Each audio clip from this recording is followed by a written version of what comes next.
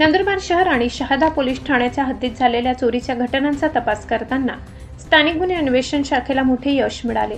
सराईत गुन्हेगार इम्रान शेख अली शेख याला जेरबंद करत त्याच्याकडून तब्बल 10 लाख रुपयाचा मुद्देमाल जप्त करण्यात आला. यात सोने चांदीचे दागिने, रोख रक्कम, दुचाकी तसेच घरफोडीसाठी वापरण्यात येणारे साहित्य आढळून आले.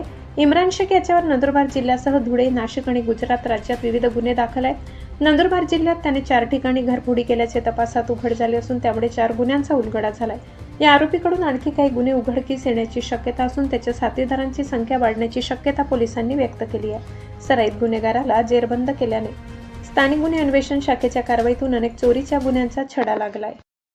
नंदुरबार शहर पोलीस ठाण्याला 744/2026 BNS कलम 331(4) आणि 305 प्रमाणे 8826 ला एक गुन्हा दाखल करण्यात आला होता.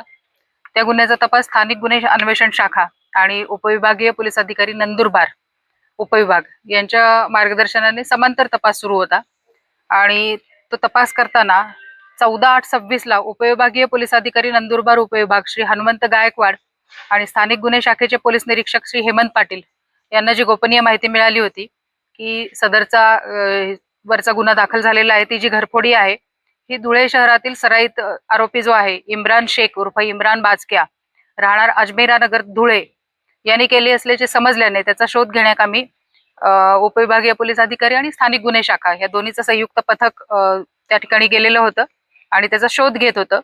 तो नंदुरबार ते नवापूर रस्त्यालगत एका पत्र्याच्या शेडमध्ये तो आपल्याला मिळून आला आणि त्याने घरफोडी आणि चोरीतील एकूण 10,02,126 इतक्या किमतीचे सोने चांदीचे दागिने, रोख रक्कम, मौल्यवान वस्तू आणि 2 दुचाकी वाहनं, घरफोडी करण्याकरता वापरलेले साधन साहित्य आणि स्वतःची ओळख लपवण्यासाठी ज्या काही वस्तू वापरात येतात त्या सर्व जप्त करण्यात आलेल्या आहे.